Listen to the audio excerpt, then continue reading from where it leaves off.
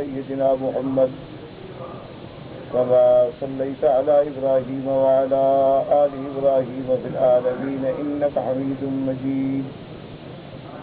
قال الله تبارك وتعالى في كلامه المجيد: أعوذ بالله من الشيطان الرجيم بسم الله الرحمن الرحيم.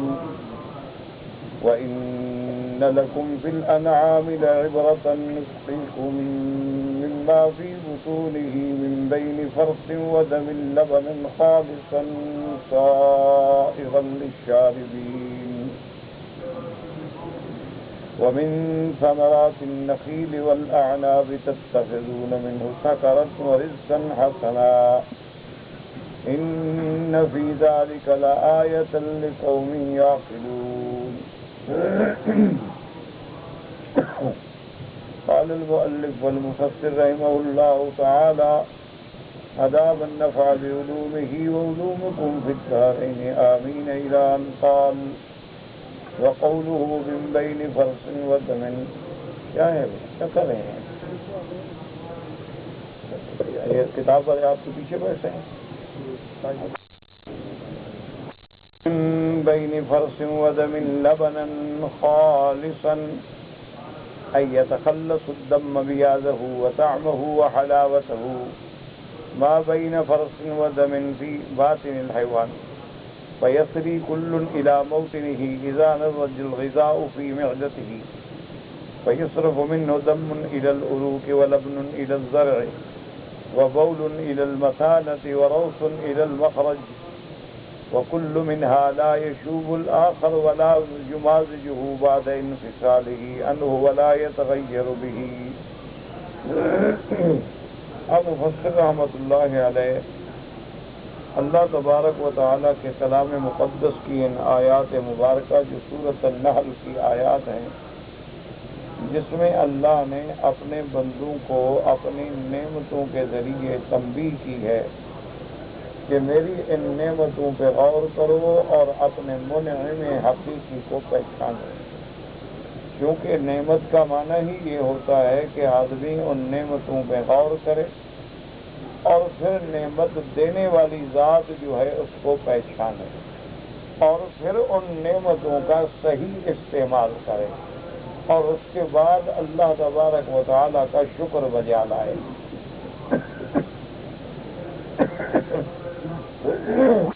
کی نعمت دی ہے. اب مفسر رحمۃ اللہ علیہ فرماتے ہیں کہ من بین فرث ودم لبنا خالصا سائغا، یعنی یتخلص الدم، کہ وہ خون جو ہے اس کے نہ تو بیاض پہ نہ سفیدی پہ اثر کرتا ہے، نہ اس کے ذائقے پہ اثر کرتا ہے اور نہ اس کی حلاوت پہ اثر کرتا ہے. تو یہ اللہ کا نظام دیکھیں کہ جو اللہ نے حیوان کے اندر ایک ایسی مشینری بنا دی ہے کہ ہر چیز جو ہے وہ اپنے اپنے موقع پہ اپنے اپنے مقام پہ پہنچ رہی ہے.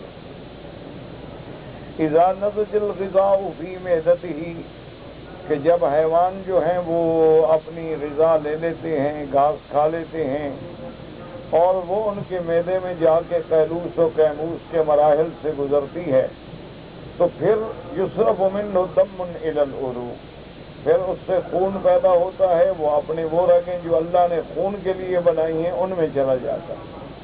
وَلَبَنٌ إِلَى الضَّرْعِ، اور دودھ جو ہے وہ اس مقام ذرع جہاں دودھ کا ذخیرہ ہوتا ہے وہاں چلا جاتا ہے. وَبَوْلٌ إِلَى الْمَثَانَةِ، اور جو اس سے پیشاب پیدا ہوتا ہے وہ مثانے کی نالیوں میں چلا جاتا ہے. وَرَوْثٌ إِلَى الْمَخْرَجِ، اور جو براز پیدا ہوتا ہے وہ نکلنے والے مقام پہ چلا جاتا ہے. اور یہ سارا نظام جو ہے یعنی خون ہے، بول ہے، براز ہے، وَكُلٌّ مِّنْهُمَا لا يشوب الآخر، یہ دوسرے کے ساتھ اختلاط نہیں کرتا.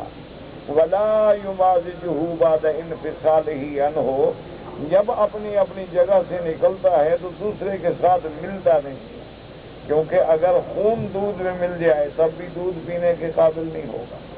اگر نعوذ باللہ اس میں کوئی پیشاب یا روث کا قطرہ آ جائے تب بھی بدبو سے پینے کے قابل نہیں ہوگا. تو اللہ نے فرمایا کہ صرف اس حیوان پہ نظر ڈالو اور اس کے اندر جو ہم نے نظام بنایا ہے کہ ایک جگہ میدا ہے، میدے کے بعد جو ہیں اس کے عروق ہیں، اس کا جگر ہے، اور اس کی تقسیم دیکھیں کہ خون کی نالیوں میں ہے، اور پیشاب مثانے کی نالیوں میں ہے، اور براز جو ہے وہ مخرج والی نالیوں میں ہے، اور دودھ جو ہے وہ تھنوں میں آ رہا ہے، ذرع میں آ رہا ہے۔ تو یہ سارا نظام بنانے والی ذات کون سی ہے کہ جو اپنے بندے کے لیے ایک ایسا عظیم نظام بنایا ہے؟ اب آپ دیکھیں نا جی، دنیا میں بڑے بڑے ملک پلانٹ لگتے ہیں جہاں دودھ بنائے جاتے ہیں، جا کے دیکھیں کہ کتنی مشینری ہے اور کیسی کیسی پیچیدہ مشینری ہے، لیکن اللہ تبارک و تعالی ہر حیوان کے اندر جو مشینری لگا چکے ہیں اس کا آج تک کوئی دنیا کی مشینری بھی مقابلہ نہیں کر سکتی۔ اسی طرح آپ دیکھیں کہ دنیا میں بچوں کے لیے ہزاروں نہیں پتہ نہیں کتنی قسم کے دودھ بنتے ہیں، اور کتنے بڑے بڑے پلانٹس اور بڑی بڑی فیکٹریوں میں وہ تیار ہوتے ہیں، اور پھر ان کے اندر وہ ڈالتے ہیں کہ جی وٹامن بھی ہو، فلاں بھی ہو، فلاں بھی ہو، فلاں بھی ہو، اس میں آئرن بھی ہو، اس میں منرل بھی ہوں، اس میں وٹامنز بھی ہوں، لیکن اس سب کے باوجود وہ ماں کے دودھ کا بدل نہیں بن سکتا۔ اسی لیے آج دنیا کے ڈاکٹر یعنی اپنے تمام تجارب کے بعد اسی بات پہ لوٹ آئے ہیں کہ سب سے افضل یہ ہے کہ بچہ اپنی ماں کا دودھ، کہ ماں کے دودھ کے اندر جو اللہ تبارک و تعالیٰ نے فوائد رکھے ہیں، جو اللہ تبارک و تعالیٰ نے اس میں لطافت رکھی ہے، جو اس میں نظافت رکھی ہے، جو قوت رکھی ہے، جو طاقت رکھی ہے، اس کا کوئی مقابلہ نہیں کر سکتا، کوئی مشینری مقابلہ نہیں کر سکتی۔ اچھا، پھر اللہ کی شان آپ دیکھیں، خدا غور کریں، جیسے حیوانات کے اندر اللہ نے ایک نظام رکھا ہے، بے عین ہی اسی طرح انسان کے اندر بھی ایک نظام ہے۔ اب آپ دیکھیں کہ جب ولادت کا وقت آتا ہے، ورنہ اس سے پہلے آپ دیکھیں کہ عورت کے لیے ایک مقام ہے، اس میں اندر خون پیدا ہوتا ہے، اور پھر خون دو قسم کا ہے، ایک صالح ہے اور ایک فاسد ہے۔ اگر سارا خون خدا نہ خواستہ حیض میں نکل جائے تو عورت تو زندہ بھی نہیں رہ سکتی، لیکن خون صالح اپنے اپنے مقام پہ ہے اور خون فاسد جو ہے وہ اپنے اپنے مقام پہ۔ اس کے بعد جب بچہ اس کے پیٹ میں استقرار پکڑتا ہے تو اس بچے کو جس جگہ محفوظ رکھا جاتا ہے، اس نظام پہ آپ غور کریں کہ اللہ نے وہ بچے دانی کیسی بنا دی ہے۔ اچھا، اگر بچہ کمزور ہے تو اسی جگہ اتنا سکڑ جائے گی، اگر اللہ نے بچہ صحیح بنایا ہے، وزن زیادہ ہے، تر و تازہ ہے بچہ، تو اتنا وہ پھیل جائے گی۔ اور اس کے بعد جب بچہ پیدا ہو جاتا ہے تو پھر اللہ اس کے سینے میں دودھ کی نہر جاری فرما دیتے ہیں۔ یعنی آپ اندازہ فرمائیں کہ جب تک عورت حاملہ ہے یا حمل نہیں ہوا ہے، عورت کے سینے میں دودھ نہیں آتا، جب حمل استقرار پکڑ جاتا ہے پھر بھی دودھ نہیں آتا، جب بچہ پیدا ہو کے دنیا میں آتا ہے اب جناب دودھ آنا بھی شروع ہو جاتا ہے۔ تو اللہ تبارک و تعالیٰ کا یہ نظام جو ہے، صرف اسی کو غور کر لو تو ماننا پڑے گا کہ لا الہ الا اللہ محمد الرسول اللہ، ماننا پڑے گا کہ اسی کی ذات جو ہے وہ قادر و مختار ہے، اسی کی ذات ہے جو اپنے شان کن فیکون سے جو چاہے پیدا فرما دے۔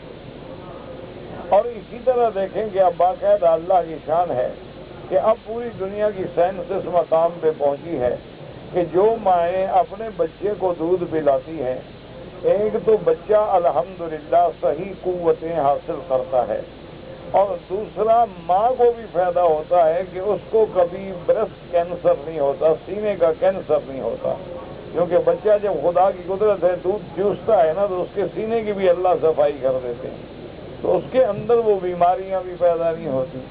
تو یہ سارے نظام بنانے والا کون ہے؟ ذرا ٹھنڈے دل سے سوچیں، کیا یہ کسی انسان نے بنایا ہے؟ کیا یہ کسی دیوتا دیوی نے بنایا ہے؟ کیا یہ کسی پیر فقیر نے بنایا ہے؟ ذرا انسان ٹھنڈے دل سے غور کرے۔ لیکن یہ ساری نعمتیں دیکھنے کے بعد بھی اگر مالک کو نہ مانے تو پھر اس جیسا دنیا میں جاہل کوئی نہیں۔ اسی لیے حضرت موسیٰ علیہ السلام نے یہی جواب دیا تھا نا کہ جب اللہ نے فرعون کو غرق کر دیا، موسیٰ علیہ السلام اور بنو اسرائیل کو نجات دے دی، اور دریا سے گزرنے کے بعد قوم نے دیکھا کہ کچھ لوگ جو ہیں وہ بتوں کی پوجا کر رہے ہیں، تو سیدنا موسیٰ علیہ السلام سے بھی کہا اجعل لنا الہا کما لہم آلہہ، کہ موسیٰ علیہ السلام مہربانی کریں ہمیں بھی کچھ ایسا کو خدا بنا دیں نا جس کو ہم دیکھیں، ہاتھ لگائیں، چومیں، چاٹیں، جیسے ان لوگوں نے چھوٹے چھوٹے خدا بنائے ہوئے ہیں، ہمیں بھی کوئی ایک بنا کے دے۔ تو آپ نے فرمایا بل انتم قوم تجہلون، کہ تم تو بہت کوئی جاہل طریق ہو، ورنہ وہ کتنے پڑھے لکھے تھے، سب کچھ تھا۔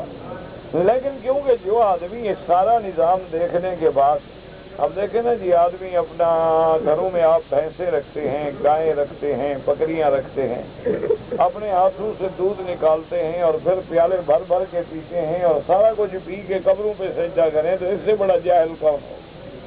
کہ نعمتیں تو اللہ کی استعمال کرو، نعمتیں تو اللہ تبارک و تعالیٰ کی، زمین بھی خدا کی، آسمان بھی خدا کا، پانی بھی خدا کا، تمہیں پیدا کرنے والا بھی خدا، تمہاری غذا بنانے والا بھی خدا، تو پھر بندے کیسے خدا بن گئے؟ پھر بندے کیسے حاجت روا بن گئے؟ پھر بندے کیسے مشکل کشا بن گئے؟ اب پھر لوگوں کے عقیدے کو خراب کرنے کے لیے دماغوں میں ڈالتے ہیں کہ جی ہیں تو یہ بندے، لیکن ان کو اللہ نے اختیار دے دیا ہے، تو چلو پھر کوئی عدد تو کرو، کتنے پیر ہیں جن کو اختیار ملا ہے؟ کوئی 100 ہے، 1000 ہے، لاکھ ہے؟ اچھا، عربی پیروں کو ملا ہے یا اجمی پیروں کو ملا ہے؟ اور جناب ہر ملک کے پیروں کو اختیار الگ ملے ہیں یا سارے اختیار ہر پیر کے پاس ہیں؟ تو کم از کم آدمی کو اگر اللہ عقل عطا فرمائے، اس لیے فرمائے ان فی ذلک لآیات لقوم یعقلون، اگر تمہارے لیے عقل ہے تو اس سے بڑی نشانی کیا ہو سکتی ہے؟ اچھا پھر دیکھو جی، جانور جو گھاس کھاتا ہے وہ سبز رنگ کا ہے، خود جانور جو ہے وہ سیاہ رنگ کا ہے، اس کے اندر جو دودھ بنتا ہے وہ سفید رنگ کا ہے، تو یہ سارا نظام بنانے والا کون؟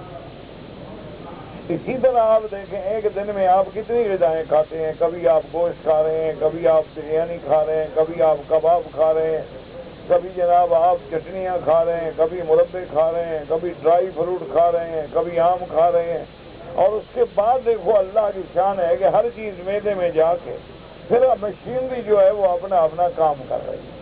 اگر کسی مشینری میں خلل آ جائے، ذرا معدے میں خرابی آ جائے تو بندہ فیل ہو جاتا ہے کہ یا ڈکاریں آ رہی ہیں، یا کھانا ہضم نہیں ہو رہا، یا اسہال ہو گئے، یا پیچش ہو گئی، یا وہ قبض میں مبتلا ہو گیا ہے۔ اسی طرح اگر پیشاب بند ہو جائے تب بھی زندہ نہیں رہ سکتا، اگر پیشاب مسلسل ہو جائے، مسلسل بول لگ جائے کہ پیشاب کنٹرول ہی نہیں ہوتا، رکتا ہی نہیں ہے، تب بھی انسان کے لیے مشکل۔ اچھا، اور پھر دیکھیں خدا کی قدرت ہے کہ کبھی پیشاب کا رنگ جو ہے وہ سفید ہوتا ہے، کبھی جو ہے وہ پیلا ہوتا ہے، کبھی جو ہے وہ سرخی مائل ہوتا ہے، اور کبھی جو ہے وہ بالکل ان تینوں رنگوں سے مل کے ایک عجیب سے رنگ کو پیدا کرتا ہے۔ اچھا، کبھی آپ دیکھیں کہ پیشاب میں بدبو پیدا ہوتی ہے، کبھی آپ دیکھیں تو اس میں بدبو نہیں آتی ہے، تو یہ سارا نظام بنانے والا کون ہے؟ اس لیے اللہ تبارک و تعالیٰ کی قدرتوں کو اگر نہ پہچانے، ایک حکیم صاحب ہوتے تھے، فوت ہو گئے، حکیم صابر صاحب، بہت بڑے حکیم، بہت بڑے اطباء میں سے تھے، پرانے اطباء میں سے تھے، جو پرانے طبیب گزرے ہیں، اللہ سب کی قبروں پہ رحمت فرمائے۔ یعنی وہ اتنا ماشاء اللہ مفکر آدمی تھا، اللہ نے ان کو اتنا طب سے اور علم طب سے اتنا مہارت تامہ عطا فرمائی تھی کہ اس پرانے دور میں ایک سیمینار ہوا تھا پیرس میں، جس میں تقریباً کوئی 60-70 ملکوں سے بڑے بڑے ڈاکٹر، بڑے بڑے PhD، بڑے بڑے MD، اور انہوں نے پھر اطباء کو بھی بلایا تھا کہ یار یہ حکیم جو ہوتے ہیں ان کو بھی بلاؤ، یہ کیا کہتے ہیں، کیونکہ ڈاکٹر تو کسی کو مانتے نہیں ہیں، اور دوسرے کو تو بندہ ہی نہیں سمجھتے۔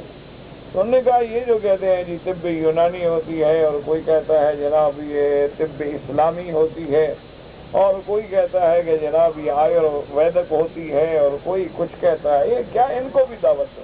تو ان جب مشہور لوگوں میں ان کو بھی بلایا گیا، تو وہاں 3 دن کے سیمینار میں سب سے پہلے تو ان کے جو اپنے بڑے بڑے لوگ تھے وہ مقالات پڑھتے رہے، تو طبیب لوگ جو تھے یہ تو کھوٹے لائن لگے ہوئے تھے، ایک تو اس لیے بھی لگے ہوئے کہ داڑھی والے مولوی کے سنیادی، پہلے تو طبیب عالم ہوتے تھے، باقاعدہ علم بھی حاصل کرتے تھے اور طب بھی حاصل کرتے تھے، تو داڑیاں اور ٹوپیاں اور پگڑیاں اور سیدھے سادے بندے اور سیدھے سادے کپڑے، نہ سوٹ نہ قصہ نہ کہانی، پہلے تو ان کو دیکھ کے کہیں گے پتہ نہیں یہ کون سے لوگ آ گئے ہیں، کہاں سے آ گئے ہیں، چڑیا گھر سے پکڑ کے لائے ہیں ان کو، یہ بھی کو بڑے لکھے لوگ ہیں بھلا۔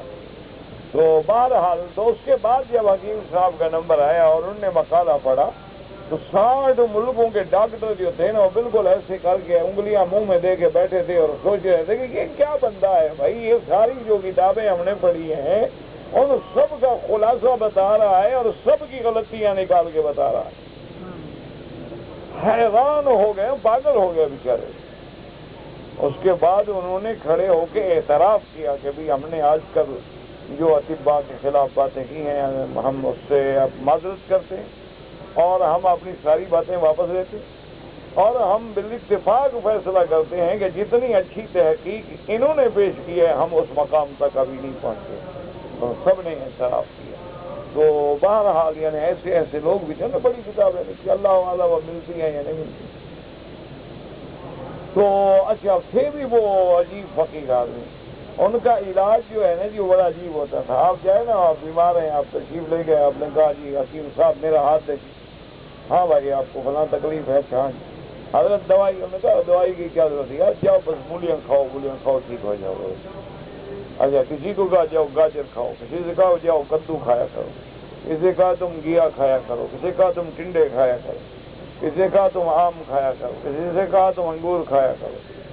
وہ علاج بالعلاج کرتے تھے، دوائی دیتے نہیں۔ کوئی بہت بڑی مجبوری ہو تو ان کا نسخہ جو ہے 2 روپے سے 3 روپے نہیں لگتے، یعنی کوئی بہت مجبوری ہو جہاں ان کو مجبوراً دوا دینی پڑتی تھی تو 2 روپے 3 روپے 2 روپے 3 روپے میں بندے کا علاج ہے۔ تو وہ ہمیشہ فرماتے تھے، وہ کہتے تھے اللہ کے بندو تم تو بیوقوف ہو، اللہ نے تمہارے اندر سارا نظام رکھا ہوا۔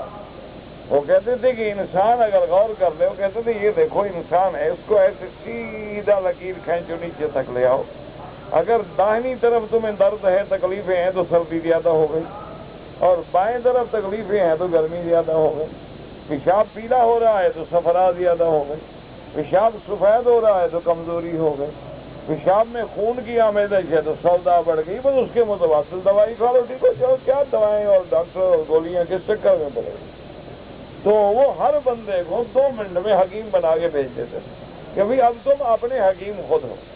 وہ کہتے تھے اللہ کے بندے تم اپنے جو ہے وہ حکیم تم اپنے خود ہو، اللہ نے تیرے اندر ایک سسٹم رکھا ہوا کہ بس تم صرف اپنے پیشاب کو خود دیکھ لیا کرو کہ پیشاب سفید ہے، معلوم ہے تمہیں سردی اور کمزوری ہو رہی ہے تو شہد کھا لو 2 دن کھانے کے ساتھ اپنا شہد کھا لو، ٹھیک ہو جاؤ گے، اس کے بعد چھوڑ دو۔ اور اگر تم دیکھو کہ بھی اس میں صفرا زیادہ ہو رہی ہے تو گنے کا رس پی لو، ٹھیک ہو جاؤ گا۔ کہتے بھی اگر اس میں تم دیکھو کہ سودا بڑھ رہی ہے تو شہد کا شربت بنا کے 4-5 دن پی لو، گرمی ہو رہی ہے وہ ٹھیک ہو جائے گا، پیشاب اعتدال پہ آ جائے گا، اور جب اعتدال پہ آ جائے گا تم خود بخود ٹھیک ہو جاؤ، تمہیں کسی دوائی کی ضرورت نہیں ہے، خواہ پیسے بھرنے کے لیے آتے۔ یعنی ہر بندے کو 2 منٹ میں اللہ ان کی قبر پہ رحمت کرے حکیم بنا دے۔ لیکن تم تو خود حکیم ہو بابا۔ وہ کہتے دیکھو بھی اللہ نے یہ ناک لگا دیا، یہ تمہاری ساری بیماریاں بتاتا ہے۔ اسی طرح وہ کہتے تھے کسی کی قوت مردمی ہے کہ اگر رات کے آخری حصے میں تمہیں مردانہ خواہش ہوتی ہے تو اس کا مطلب ہے قوت باقی ہے، اور تمہیں خواہش نہیں ہوتی تو سمجھ لو تم فارغ ہو گئے اور اپنا علاج کراؤ، اس کے بعد تم ٹھیک ہو جاؤ۔ اور علاج کیا تھا؟ یہی یعنی آپ حیران ہوں گے، ابھی 2 سال پہلے ان کے ایک شاگرد تھے، اب وہ بھی فوت ہو گئے، اللہ ان کی قبر پہ رحمت کرے۔ وہ بھی بہت بڑے عالم، بہت بڑے متقی پرہیزگار تھے، اور اللہ ان کی قبروں پہ رحمت کر رہا ہے۔ حکیم صدیق شاہین ان کا نام تھا، وہ بھی وفات کر گئے۔ اچھے لوگ جو تھے وہ چلے گئے۔ تو یہاں میرے ایک دوست کے پاس ٹھہرے ہوئے تھے، تو ایک آدمی آیا تو وہ بیچارہ مریض تھا، اس کو دیکھا، آپ نے فرمایا بھی تمہیں تو شوگر ہے بھائی؟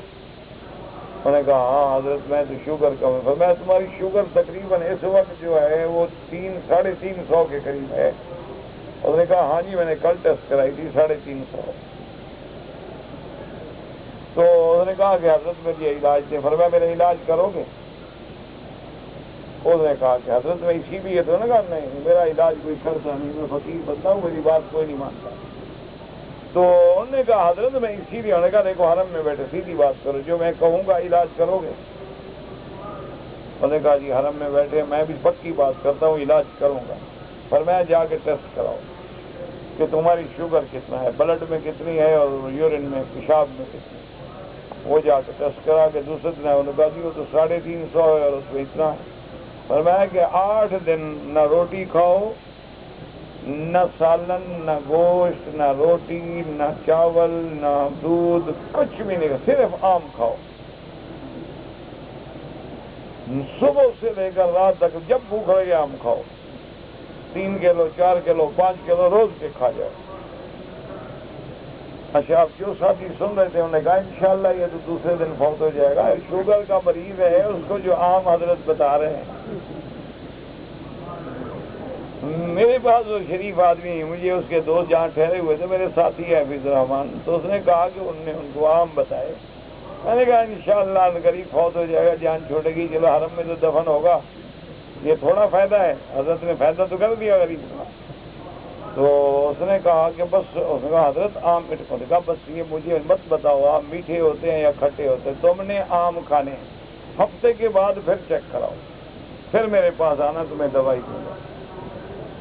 اب اس نے جی اس کے کہنے پہ عمل کیا، اور 1 ہفتہ صبح ناشتے میں، دوپہر میں، رات میں، جب بھوک لگے، انسان بھوک تو لگنی ہے، تو جناب آم کھائے، ہفتے کے بعد چیک کرایا تو نارمل، نہ خون میں شوگر تھی نہ پیشاب میں شوگر۔ وہ آیا حیران پریشان، وہ کہے جی یہ کوئی اللہ کا ولی ہے، پیر فقیر ہے؟ ان کو کوئی پیر فقیر نہیں، حکیم ہے۔ میں کہا میں میٹھا کھانے سے شوگر کم ختم ہو جائے، کیا بات؟ تو پھر حضرت نے مجھے بھی بتایا، نے فرمایا کہ حضرت شوگر کے اسباب، یہ اللہ کے بندے جو ہیں سب کو یہی سمجھتے ہیں کہ لبلبا نے کام چھوڑ دیا ہے اور شوگر بن رہی ہے، یہ نہیں سمجھتے کہ لبلبا نے کام کیوں چھوڑا، اس کے کام چھوڑنے کا سبب کیا ہے، اس کو دور کر دو، لبلبا چل پڑے گا، جب وہ پھرکی کی طرح چلے گا تو کام ٹھیک ہو جائے، تو اس کے لیے وہ ضرورت تھی، میں نے کھلا دیا۔ یعنی آپ حیران ہیں، اللہ پاک رحمت سے، اب یہ کوئی عقل میں تو بات نہیں ہے، لیکن وہ بندہ بھی موجود ہے، مریض بھی موجود ہے جس نے علاج کرایا، طبیب تو بہت ہو گئے، مر گئے۔ میرے اپنے بھائی ہیں، حافظ ہیں، وہ دوست ہیں ہمارے، بہت ماشاءاللہ معروف آدمی ہیں آپ کا، وہ فرماتے ہیں کہ میں ایبٹ آباد میں تھا اور جلسہ تھا، اور بہت ہی اہم جلسہ تھا، میں نے تقریر کرنی تھی، اور میرا گلا ایسا، کوئی اللہ معاف فرمائے، بات ہوئی کہ گلا مطلقاً بند ہو گیا۔ انہوں نے مجھے حرم میں سنا، نے کہا مکی صاحب خدا جانتا ہے میں کاغذ پہ بات لکھتا تھا، میں بول نہیں سکتا، میرا گلا بالکل ختم ہو گیا۔ تو میں نے کاغذ پہ لکھا، ایک دوست کو ان کا نمبر دیا کہ ٹیلی فون کرو، حکیم صاحب سے پوچھو، تو میرا تو یہ حال ہو گیا۔ تو انہوں نے کہا کہ حافظ صاحب سے کہو کہ دیہات کے کسی گھر سے بالکل جو کھٹی ترین لسی ہو نا، کھٹی، 1 دن پہلے کی بھی پڑی ہو تو ٹھیک ہے، ورنہ بالکل جو اتنی کھٹی ہو نا کہ بندے کو پینا مشکل ہو جائے، وہ 2 بڑے گلاس جو ہے نا، 3 منزلے ہوتے ہیں نا بس گلاس، وہ 2 گلاس پی جاؤ۔ اب آپ صاحب کہتے ہیں چونکہ میں ان کو جانتا تھا، وہ کتنا بڑا آدمی ہے، میں نے کہا یار لسی ڈھونڈو، اب مرنا تو ہے، گلا پہلے بند ہے اور کھٹی لسی پلا رہے ہیں۔ وہ منگایا جناب، وہ کہہ رہے میں بھی پی گیا، میں نے کہا مرنا تو ویسے ایک دن ہے، اللہ نے جو لکھا ہے وہ آگے پیچھے تو ہوتا ہے۔ اس کے بعد میں سو گیا، 2 گھنٹے آرام کیا، اٹھا گلا ٹھیک تھا، میں نے جا کے تقریر بات ہی ختم۔ اب یہ علاج ہوتے تھے، لیکن پھر وہ کرنے والے بھی مر گئے، کرانے والے بھی مر گئے۔ تم میرے کہنے پہ عام نہیں شروع کر دینا، میں کوئی حکیم شکیم نہیں، کل مر جاؤ گا مولی مکی نے کہا جی کیا کریں، اب شگردوں کا اور فائدہ نہ ہو، یہ فائدہ تو ہے نا، گلا تو کر سکتے ہیں۔ لہٰذا میرا کہنا نہ ماننا، کوئی طبیب کہے تو کہنا، میرے کہنے کا مقصد تھا کہ اللہ نے ہر نظام پیدا فرمایا، تو اللہ تبارک و تعالیٰ فرماتے ہیں اسی پہ غور کرو۔ وَقَوْلُهُ لَبَنًا خَالِصًا صَائِغًا لِلشَّارِبِينَ اَيْ لَا يَغُصُّ بِهِ أَحَدٌ، کہ ایسا دودھ اللہ نے پیدا کیا کہ دودھ بھی ہے، سفید بھی ہے، خالص بھی ہے، اور رچتا بستا بھی ہے۔ صائغاً کا معنی ہوتا ہے یعنی کسی کو بھی اصل نہ لگے، کسی کو بھی پینے میں تکلیف نہ ہو، نگلنے میں پریشانی نہ ہو۔ فلما ذكر اللبن وأنه تعالى جعله شرابا للناس صائغا صنع بذكر ما يتخذه الناس من الأشربة جب مفسر فرماتے ہیں کہ اللہ نے اپنی نعمت کا دودھ کا ذکر کیا، اللہ نے اس کے ساتھ ان چیزوں کا بھی ذکر کر دیا کہ لوگ، ایک تو وہ نعمت ہے جو بنی بنائی دودھ کی طرح ہمیں ملتی ہے، اور بعض وہ نعمتیں ہیں کہ تم خود بناتے ہو، انگور کھاتے ہو، کھجور کھاتے ہو، کبھی انگوروں کے شربت بناتے ہو، کبھی کھجوروں سے نبیذ بناتے ہو۔ یہ ساری نعمتیں جو ہیں اللہ تبارک و تعالیٰ کی، من ثمرات النخیل والعناب وما كانوا يسعون من نبیذ المسکر قبل تحریمہ، اور اس سے تم نبیذ بناتے ہو۔ نبیذ کا معنی ہوتا ہے کہ ان چیزوں کو پانی میں ڈال کے بھگو دینا، لیکن یاد رکھو جب نشہ پیدا ہو جائے تو حرام ہے، نشے سے پہلے جو ہے وہ حلال ہے۔ یعنی اب دیکھیں نا، کھجور ہے بڑی اللہ کی عظیم نعمت ہے کہ رات کو 6-7 دانے کھجور جو ہے پانی میں بھگو کے رکھ دے، صبح کو نتار کے صاف کر کے پی لیں، سبحان اللہ۔ اس سے بڑی عجیب نعمت اور عجیب شربت اور طاقت والی شربت کوئی دنیا میں ہے ہی نہیں۔ لیکن اگر ایک دن کے بجائے 4 دن رکھ دو گے تو اس میں نشہ پیدا ہو جائے گا، پھر وہ حرام۔ جب مشکل ہو جائے تو وہ حرام۔ وَلِهَٰذَا امْتَنَّ بِهِ عَلَيْهِمْ وَقَالَ مِن ثَمَرَاتِ النَّخِيلِ وَالْأَعْنَابِ تَتَّخِذُونَ مِنْهُ سَكَرًا دَلَّ عَلَىٰ إِبَاحَتِهِ شَرْعًا قَبْلَ تَحْرِيمِهِ، کیونکہ جیسے شراب جو ہے وہ بھی تو پہلے حرام نہیں تھی، پھر اللہ نے اس کو بعد میں حرمت کا فیصلہ فرمایا۔ وَدَلَّ عَلَى التَّصْفِيَةِ بَيْنَ الْمُسْكِرِ الْمُتَّخَذِ مِنَ النَّخْلِ وَالْمُتَّخَذِ مِنَ الْعِنَبِ كَمَا هُوَ مَذْهَبُ مَالِكَ وَالشَّافِعِيِّ وَأَحْمَدَ وَجُمْهُورِ الْعُلَمَاءِ، وَكَذَا حُكْمُ سَائِرِ الْأَشْرِبَةِ الْمُتَّخَذِ مِنَ الْحِنطَةِ وَالشَّعِيرِ وَالذُّرَّةِ وَالْعَسْلِ كَمَا جَاءَتِ السُّنَّةُ بِتَفْصِيلِ ذَلِكَ وَلَيْسَ هَذَا موضوع بسط ذلك۔ یہ سارے احکام اس وقت بھی ہیں۔ تَتَّخِذُونَ مِنْهُ سَكَرًا وَرِزْقًا حَسَنًا، سکرن مانا نشہ آور، تو بعض علماء فرماتے ہیں یعنی نشہ حرام ہونے سے پہلے کی بات، لیکن اصل علماء نے فرمایا کہ یہاں کوئی حلال حرام کا مسئلہ بیان کرنے کی بات ہی نہیں۔ اللہ نے فرمایا میں نے تمہارے لیے یہ نعمتیں پیدا کی ہیں، اب چاہو تو شکر بنا لو، چاہو تو رزق حسن بنا لو۔ تو معلوم ہوا کہ شکر جو ہے وہ رزق حسن کے خلاف ہے، کیونکہ وہاں عاطفہ ہے اور معطوف علیہ کے درمیان تغائر ہونا جو ہے وہ ضروری۔ تو اب اس کے بعد چاہے وہ گندم سے بنایا جائے، چاہے جو سے بنایا جائے، چاہے مکی سے بنایا جائے، چاہے اصل سے بنایا جائے، لیکن جب شکر پیدا ہوگا تو وہ حرام ہے۔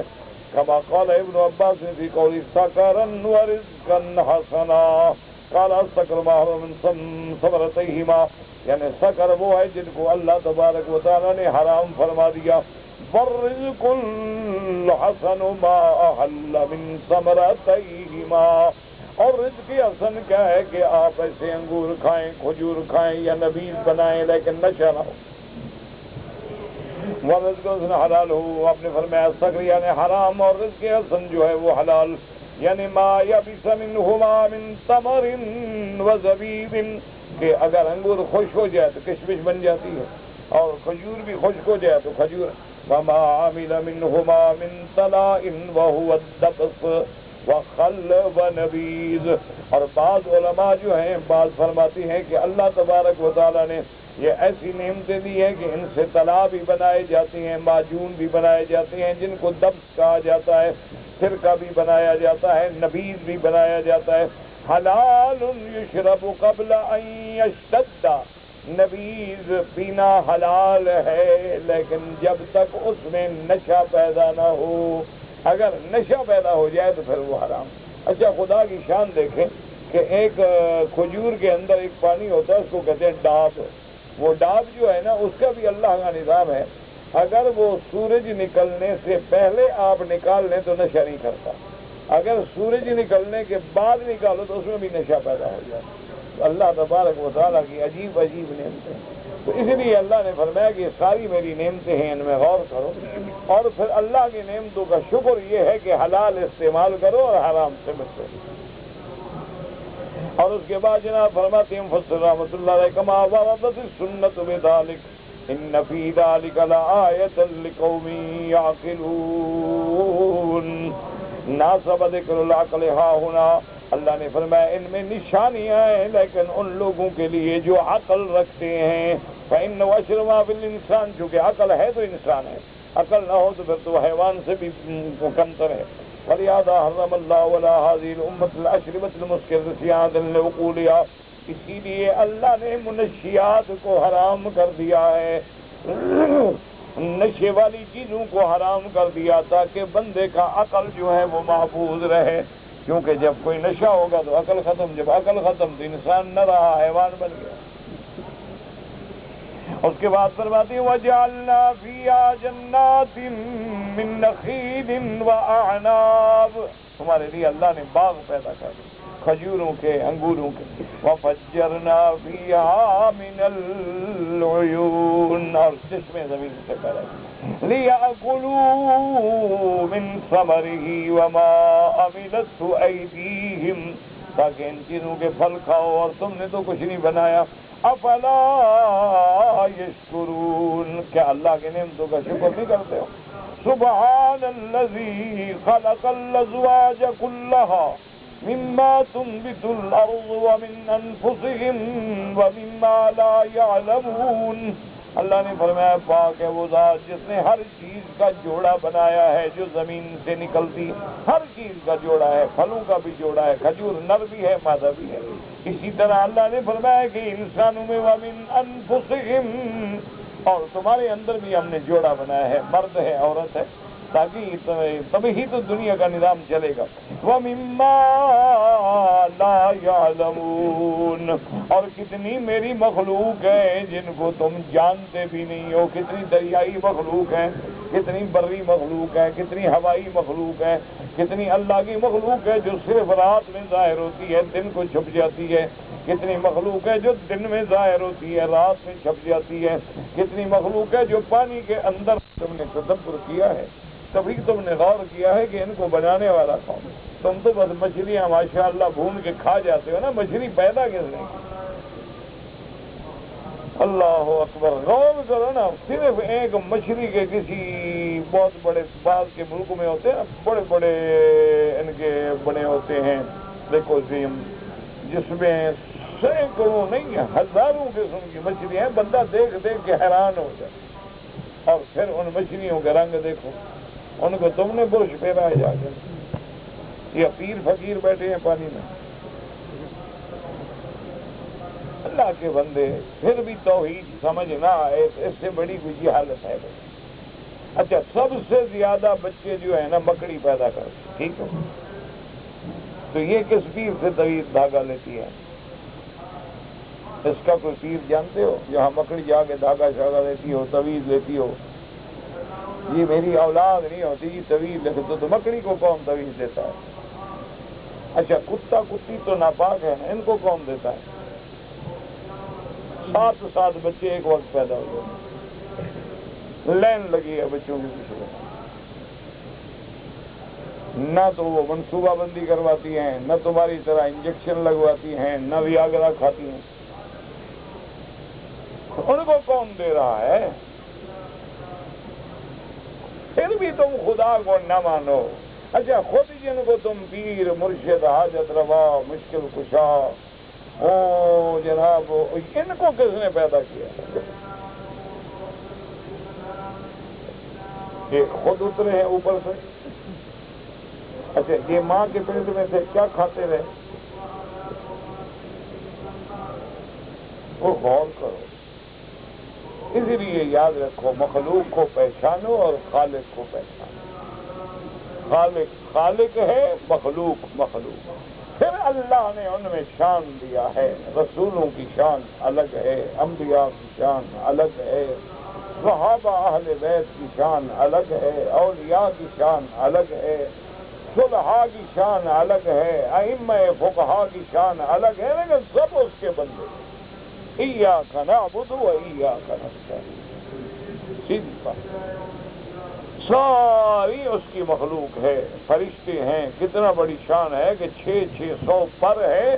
حضور فرماتے ہیں جبریل کو جب میں نے دیکھا تو سارا افق جو تھا بھر گیا، لیکن عباد المکرمون، اللہ کے بندے اللہ کے آگے عاجز ہیں، حتیٰ کہ حضور نے فرمایا جبریل کوئی ایسا فرشتہ بھی ہے جو تم سے زیادہ پر ہوں؟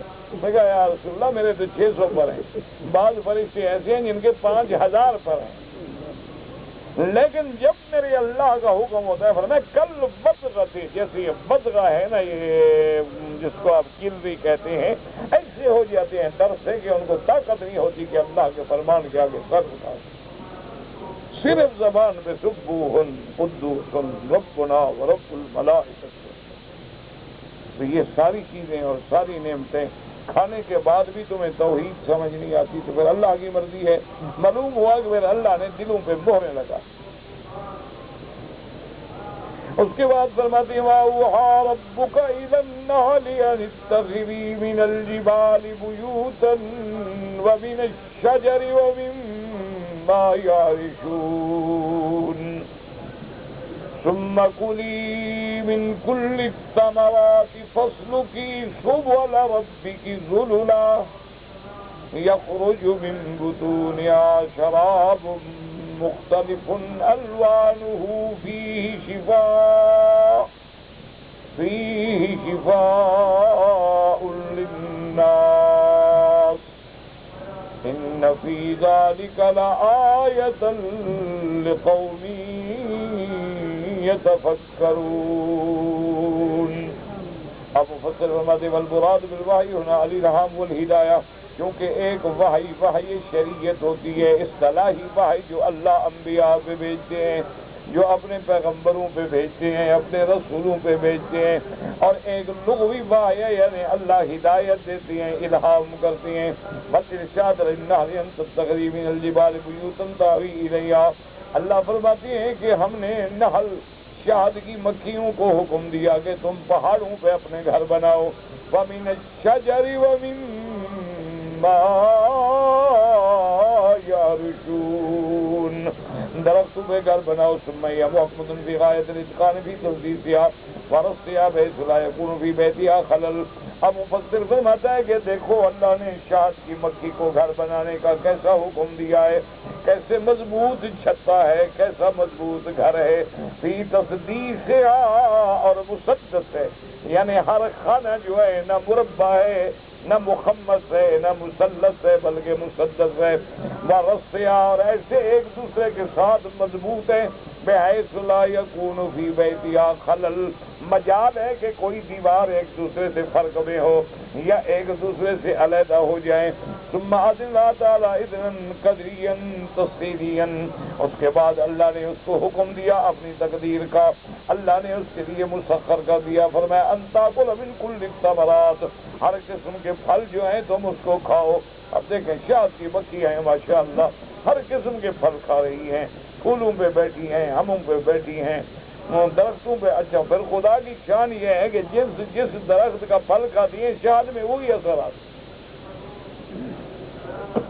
اسی لیے آپ دیکھیں نا کسی شہد کی دکان پہ جائیں تو حیران ہو جائیں کہ بھئی یہ بیری کا شہد ہے اور جناب یہ پھولوں کا شہد ہے، یہ اورنج ہے، یہ لیمن ہنی ہے، یہ اورنج ہنی ہے، یہ جناب مکس فروٹ کی ہنی ہے، یہ فلاں چیز کی.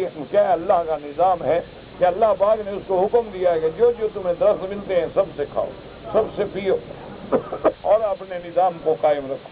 فَأَن تَتْرُكَ الطُّرُقَ الَّتِي جَعَلَهَا اللَّهُ تَعَالَىٰ مُذَلَّلَةً، اور اللہ نے فضا میں رستے بنا دیے ہیں کہ وہ زمین پہ تو نہیں چلتی نا، کیونکہ تو زمین پہ چلتی ہے نا، شہد کی مکھی تو اڑتی ہے. تو اللہ نے اس کے لیے جیسے تمہارے ہوائی جہازوں کے راستے بناتے ہو اسی طرح اللہ نے اس کے لیے راستے مسخر کر دیے ہیں. وہ ان راستوں کو ایسا مسخر کیا ہے کہ جتنا دور چلی جائے گھوم کے پھر اپنے چھتے پہ آ جائے. اس لیے اللہ فرماتے ہیں ان تسلک الطرق التي جعل الله تعالى مذلة مستحرة عليها ارشاد من هذا الجو العظيم والبراری الشاسیہ جب عظیم میں جہاں جائے اور صحرا میں جہاں جائے والاودیہ وادیوں میں جائے والجبال الشاہقات اونچے اونچے پہاڑوں پہ جائے جہاں جائے بھولتی نہیں پھر واپس اپنے مقام پہ پہنچے. تو اس کے دیکھنے کے بعد بھی تمہیں خدا نہیں اب تک اس کو کس نے پڑھایا ہے، اس کو کس نے سکھایا، یہ کون سے سکول میں داخل ہوئی، کس مدرسے میں اس نے پڑھا ہے، کون ٹیچر ہے اس کو سکھانے والا. یہ بس جناب وہ پیدا ہوتے ہی سمجھ جاتی ہے کہ میں نے کہاں اڑنا ہے، کہاں جانا ہے، کہاں. اچھا اور ایسا ہے اللہ معاف کرے اس کو چھیڑو تو ایسا مقابلہ کرتی ہیں کہ بس جناب سبق پڑھا دو. یہ شہد کی مکھی جو ہے نا اس کو ایسا نہیں سمجھنا ہے بلا جی. مجھے خود یاد ہے ایک دفعہ ہم ہوائی جہاز میں تھے تو وہاں جناب وہ ایئرپورٹ کے جب پہنچ گئے تو وہ جہاز اوپر اس نے چکر لگانے شروع کیے تو پھر پائلٹ نے اعلان کیا بھی نیچے چونکہ شاد کی مکھیوں نے حملہ کیا ہوا ہے تو ہم ایئرپورٹ پہ اتر نہیں سکتے، اسی لیے میں اوپر راؤنڈ لگا رہا ہوں کہ وہ ذرا ان کا ریلا نکل جائے تو پھر ہم اتریں۔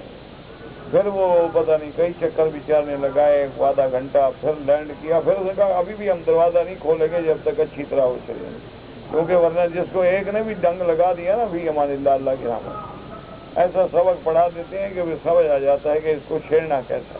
تو یہ سارا نظام کس نے بنایا؟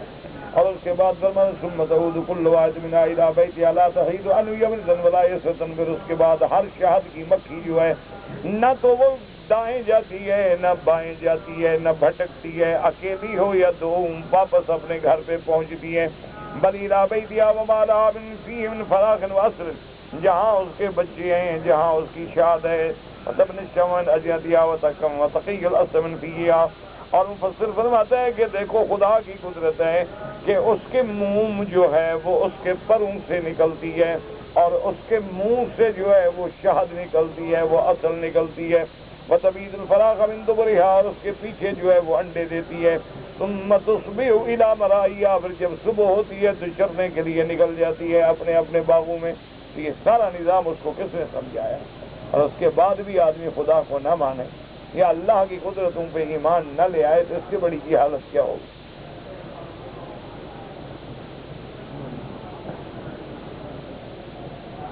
وقال قتادة وعبد الرحمن بن سنفسوا في سبل ربك ذللا مطية فجعله حالا من الصالحات۔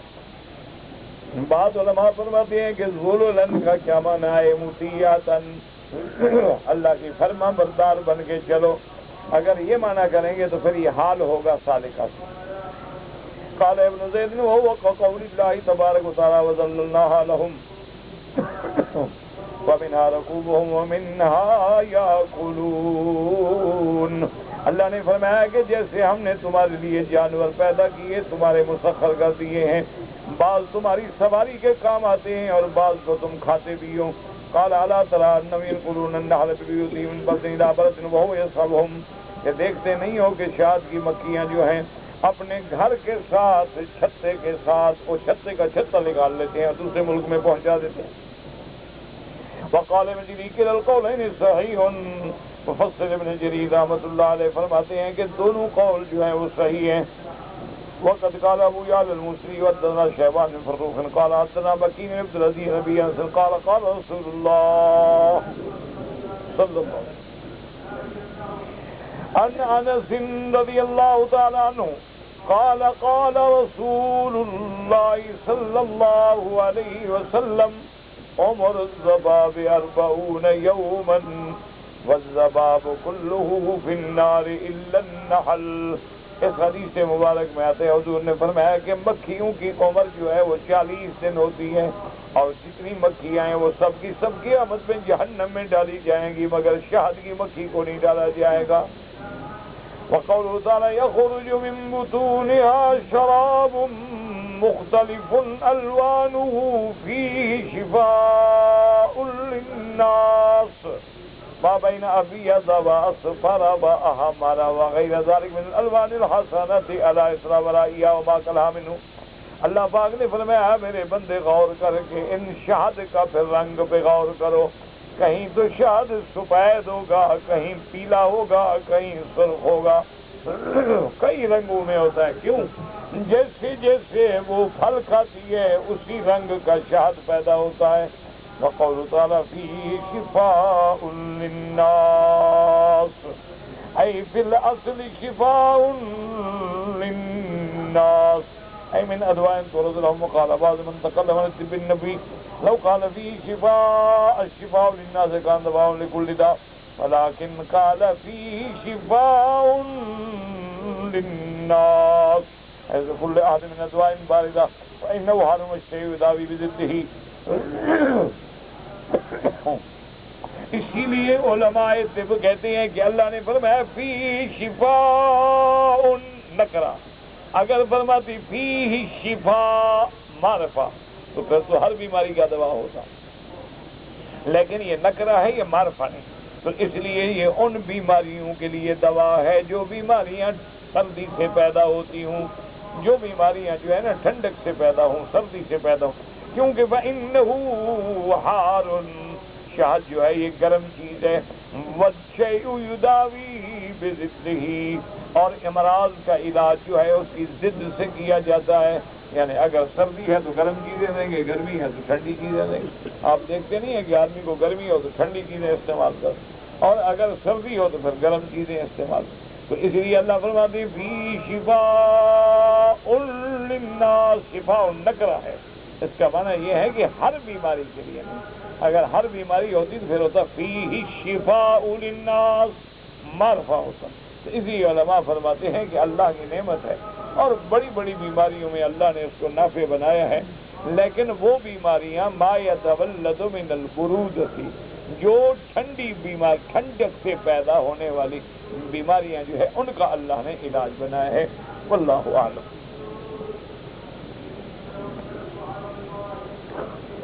بھائی مہربانی کر کے سوال جو ہے نا، سوال کا معنی ہوتا ہے 2 لفظوں میں، اب پورا آدمی پڑھے اور بیچارے لوگ بیٹھے رہیں۔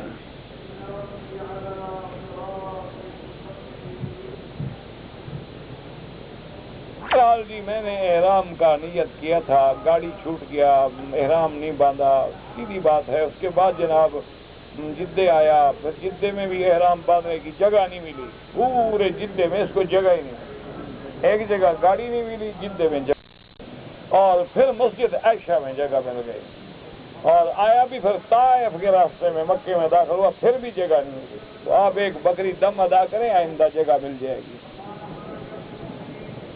ایک تو آپ میقات کے عمرے سے محروم ہو گئے، ایک بات یاد رکھو، مسجد عائشہ میقات تو نہیں ہے، تو ہل ہے۔ ایک تو آپ جو میقات سے احرام عمرے کا باندھ کے آتے، جو حج اصغر چھوٹے حج کے برابر ہے، ایک تو آپ اس سے محروم ہو گئے۔ دوسری بات یہ ہے کہ آپ نے عمرہ تو کر لیا لیکن میقات سے تجاوز کر لیا، اور پھر ایک میقات نہیں، آپ تو 2-3 میقات کراس کر کے آ رہے ہیں۔ اس لیے ایک بکری جو ہے بطور دم ادا کریں، مکے میں ذبح ہو اور مکے کے غریبوں میں تقسیم کی جائے۔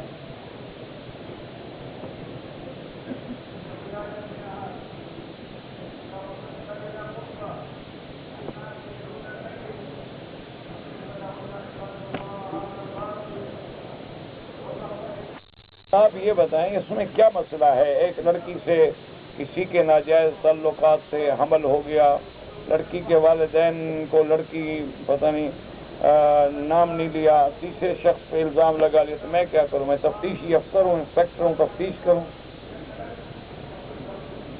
نہیں، یعنی میرا کیا، یعنی آپ کے نزدیک میں کوئی انویسٹیگیشن آفیسر ہوں، پولیس کا تحقیق کروں، تفتیش کروں، اس بندے کو جا کے پکڑوں؟ اللہ کے بندے تم جانو، تمہارا کام جانے۔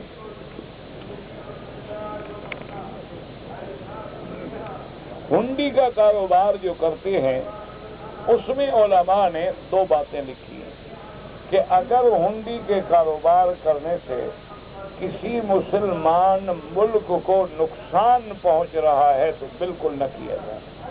اس کی وجہ ہے کہ جو پیسے آپ ہنڈی میں بھیجیں گے تو وہ قانوناً بینکوں کے ذریعے جب منتقل نہیں ہوں گے تو آپ کے ملک کو نقصان ہوگا۔ اگر آپ بینک کے ذریعے بھیجیں گے تو ان کو زر مبادلہ ملے گا اور ملک کو فائدہ ہوگا، تو مسلمان ملک کو نقصان دینا جو ہے وہ حرام ہے۔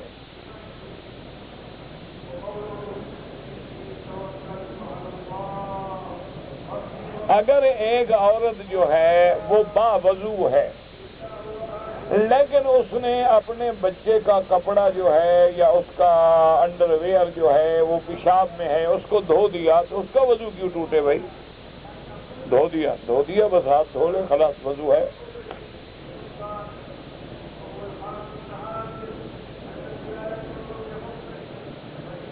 ملعون مانے جس میں لعنت ہو، اور تو مجھے نہیں پتا آپ نے کیا لکھا ہے۔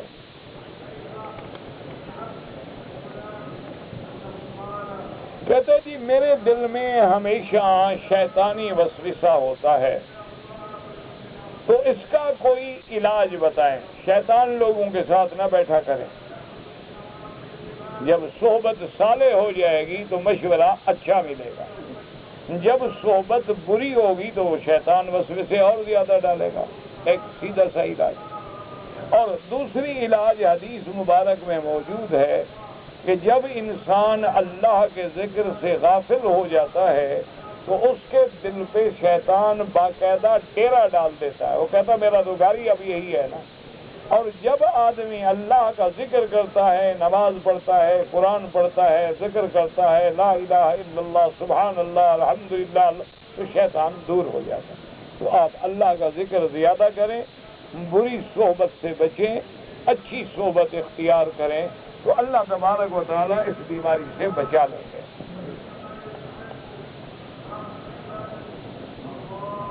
کہتے ہیں جی کہ جب نماز جنازہ پڑھی جاتی ہے تو اس میں کوئی بندہ اپنے لیے بھی دعا کر سکتا ہے، تو اس میں تو دعا ہے ہی، اپنے لیے تو ہے، اللہم اغفر لحینا، تم زندہ نہیں ہو کہ اللہ ہمارے زندوں کی مغفرت فرما، تو تم بھی تو زندوں میں ہو، تو اس میں تو سب کے لیے دعا ہوگی، تمہارے لیے بھی ہوگی تو میت کے لیے بھی ہو گئی، اور صغیرنا، کبیرنا، ذکرنا، انثانا، سب کے اللہم من احییتہ منا فاحیہ علی الاسلام، اللہ جس کو آپ نے زندہ رکھنا ہے اسلام پہ زندہ رکھ، ومن توفیتہ منا، اور جس کے لیے موت معین کی تو موت ایمان پہ عطا ہو، ہم سب کے لیے دعا ہو رہی ہے، تو آپ کیسے باہر ہیں بھائی؟ تو ابھی تک آپ جنازے کی دعا پڑھتے رہے اور سمجھا یہی آپ، ماشاء اللہ۔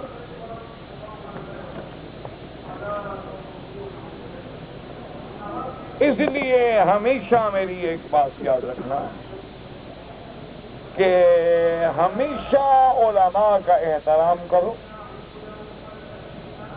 فقہاء کا احترام کرو، محدثین کا احترام کرو،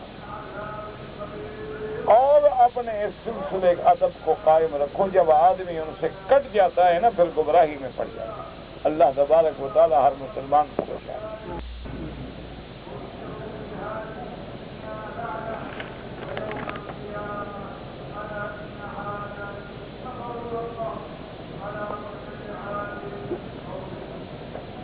حضرت ابن عباس فرماتے ہیں کہ حضور کو اللہ نے دیدار کرایا۔ قرآن کہتا ہے لا تدرکہ الابصار، تم ابن عباس سے زیادہ قرآن سمجھتے ہو، ماشاء اللہ، ہائی ماشاء اللہ، بڑے عالم ہو۔ یہی ہے وہ جہالت، یہ آج جتنے فساد ہو رہے ہیں یہی ہے، اپنا علم خود سمجھنا ہے نا، تو پھر گمراہ ہو جائیں گے۔ تو اگر اس کو آپ اچھی طرح سمجھ لیتے تو گمراہ نہ ہوتے۔ تم جنت میں کیسے خدا کو دیکھو گے؟ بندہ تو کوئی دیکھ نہیں سکتا بھائی۔ اللہ تبارک و تعالیٰ نے فرمایا کہ لا تدرکہ الابصار،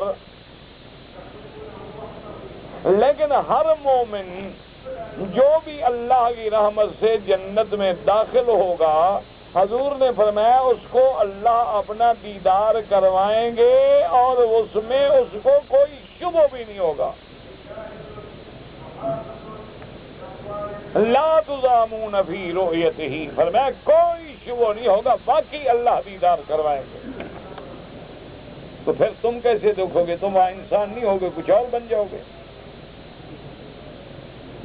تو بات کو سمجھا کرے، معلوم ہوا کہ جنت کے احکام الگ ہیں اور دنیا کے۔ تو حضور نے جب دیکھا دنیا میں تھے کہ آسمانوں پہ تھے؟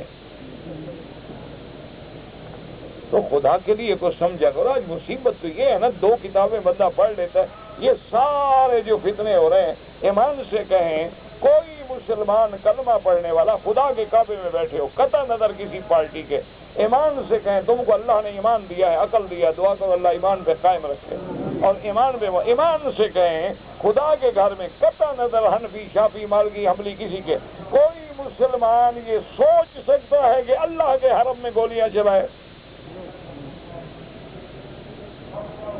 حرمین الشریفین، حرم آمن، جہاں کسی جانور کو چھیڑنا بھی حرام، جہاں کسی درخت کا اکھاڑنا بھی حرام، جہاں کوئی شکار کا جانور بیٹھا ہے تو جانور کو بھگانا بھی حرام، کہ تم رستہ بدل جاؤ لیکن حرم میں جانور کو بھی نہ چھوڑو۔ لقطہ بڑا ہے، پیسہ بڑا ہے، اٹھانا بھی حرام، لا یوزن شجر، اور حرمن آمنا، اتنے بڑے اللہ کے حرم میں، اتنے بڑے مقدس مقام میں، یعنی ایمان سے ہم تو جب سے پیدا ہوئے ہم نے تو پٹاخہ سیدھی سنا ہے، اور اس میں آ کے اور وہ گولیاں جلانے والے کہے کہ ہم دین پہ ہیں، داڑھی وجہ کیا؟ یہ وہی دین ہے جو خود سمجھا ہے انہیں۔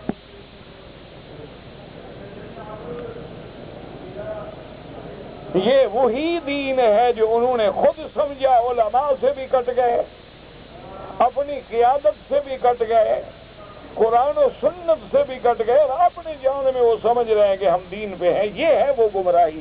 اسی لیے بندہ گمراہ ہوتا ہے جب اس کی لڑی کٹ جاتی۔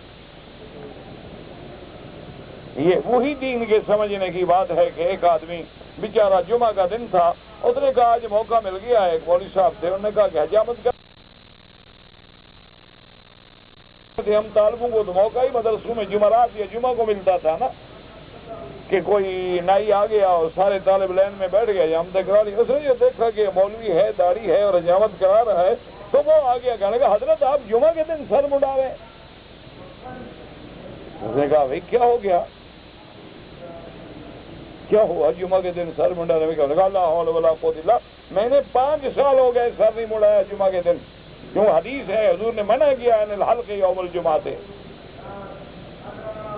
مولوی صاحب نے کہا عقل کرو بھائی، کہاں وہ حدیث ہے؟ وہ جناب کتاب لے آیا کہ حضور پاک نے یہ دیکھو لکھا ہوا ہے کہ حضور نے منع کیا ہے الحلق یوم الجمعہ سے۔ نے کہا بے وقوف پاگل، یہ حلق ہے، حلق نہیں، یہ لفظ ہے انل ہیلا کے کہ جمعہ کے دن 4 5 بندے بیٹھ کے حلقے نہ بناؤ، صف میں بیٹھو، سیدھے بیٹھو، توجہ کرو خطبے کی طرف۔ یہ حلق نہیں، حلق اور چیز ہے، حلق اور چیز ہے۔ شیر اور شیر لکھا تو ایک ہی طرح جاتا ہے نا۔ تو اسی لیے یاد رکھیں کہ جب تم قرآن حدیث کو خود سمجھنے کے دعوے دار بنو گے تو پھر یہی واقعات ہوں گے۔ دعا کریں کہ اللہ پاک اس امن کو، اس گہوارہ امن کو، حرمین شریفین اور بلد الامین کو قیامت تک اللہ ظاہری باطنی ہر قسم کے فتنوں سے محفوظ ہو۔ یہ تمہارا فرض ہے ہر مسلمان کا کہ دعا کیا کرو۔ اس ملک میں ہم رہتے ہیں، اس ملک کا ہم خاطر، اس لیے اب تم سمجھے اللہ کے بندے، اسی لیے صحابہ میں یہ مسئلہ اختلاف کا ہے۔ اگر تم نے میری بات کو سنا ہوتا تو کم از کم اور کو پریشان نہ کرتے۔ میں نے بتایا کہ بی بی عائشہ دیدار کی قائل نہیں ہیں، حضرت ابن عباس رؤیت کے قائل ہیں۔ علماء نے دونوں کے قول کو جمع کیا کہ دنیا میں کسی کو رؤیت نہیں ہو سکتی، لیکن اللہ نے آپ کو تو آسمانوں میں اور منتہا کے بعد زیارت کرائی، تو اس میں کوئی جھگڑا نہیں۔ اور دوسری بات یہ ہے کہ لا تدرکہ الابصار، تو یہ تو لفظ نہیں ہے کہ لا تبصر ہو، لا تنظر ہو، لفظ ہے تدرک ہو، ادراک احاطے کا نام ہے۔ تو تم اگر اتنا ہی سمجھتے نا تو پریشان نہ ہو۔ اس لیے جب بھی قرآن حدیث علماء سے تعلق رکھو، علماء کا دل میں احترام کرو، ایمان سے کہیں، سچے خدا کے گھر میں کھڑے ہو۔ ہمارے ملکوں میں جب امام حرم آتے ہیں، اللہ پاک سب کو سلامت رکھے، ہمارے لوگ ادب سے ان کی زیارت کے لیے ٹوٹ پڑتے مر جاتے ہیں۔ تو جب ہمارے دل میں امام حرم جو کبھی نماز پڑھا اتنا ادب ہے، ہم حرم کی بے ادبی کر سکتے ہیں؟ ہم کبھی اس بلد الامین کی بے ادبی کے بارے میں سوچ سکتے ہیں؟ ہمارا کوئی بندہ دیکھتا ہے نا کسی بیچارے کو جوتا پہنے ہوئے تو حیران ہو جاتی ہے، یار حرم میں، مسجد میں، حرم میں جوتا، حالانکہ جوتا پاک ہو، شریعت میں کوئی مسئلہ نہیں، لیکن دلوں میں اللہ نے ایسا ادب بٹھا دیا ہے کہ ہم تو جوتا پہنا برداشت نہیں کر سکتے، یہ جائے کہ اللہ کے حرم میں فتنہ اور فساد اور قتل اور اسلحہ اور دمار، نعوذ باللہ ثم نعوذ باللہ، لا حول ولا قوت الا باللہ العلی العظیم۔